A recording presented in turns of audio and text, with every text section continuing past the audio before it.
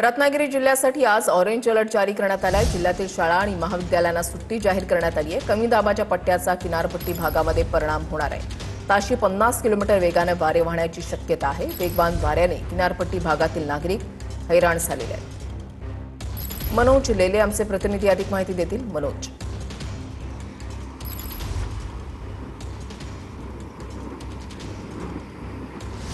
वृषाली, या ठिकाणी कमी दाबाचा पट्टा निर्माण झालेला आहे अरबी समुद्रामध्ये आणि त्याचा परिणाम थेट किनारपट्टी भागामध्ये या ठिकाणी जाणवताना पाहायला मिळतो आहे।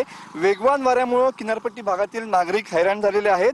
तर किनारपट्टी भागात सध्या वाऱ्याचं धुमशान या ठिकाणी पाहायला मिळतं आहे। कशा पद्धतीनं ही नारळाची झाडं या ठिकाणी पिळवटून जात आहेत याचं चित्र आपण बघू शकतो।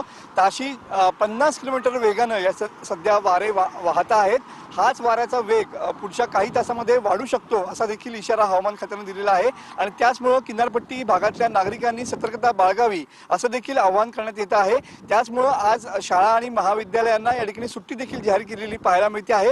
वाऱ्याचा वेग हा तळ कोकणापासून ते रायगडपर्यंत या ठिकाणी अशाच पद्धतीनं असणार आहे। ताशी 50 किलोमीटर वेगानं सध्या वारे वाहत आहेत आणि किनारपट्टी भागातले नागरिक त्यामुळे हैराण झालेले पाहायला मिळत आहेत। एकंदरीत जर बघितलं तर समुद्र देखील आज खवळलेला असणार आहे। 4.5 मीटर उंचीच्या लाटा या ठिकाणी असणार आहेत।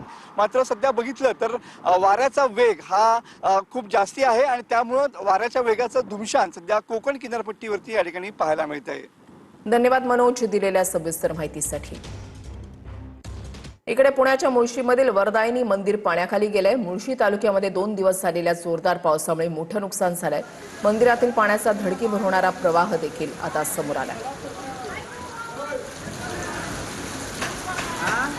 पुण्याच्या निघोजेमध्ये पाण्यामध्ये अक्षरशः ही कार जी आहे ती एखादी बोट जशी तरंगत पाण्यावरून जाते त्या पद्धतीनं ही कार जी आहे ती या पाण्यावरून वाहून गेली आणि याच्यामध्ये एक माणूस जो आहे तो अडकलेला होता आणि या प्रवाहाच्या पलीकडे असलेल्यांकडून त्याला सातत्याने सांगितलं जात होतं की त्याला करंट लागू शकतो, वीज प्रवाह सुरू आहे।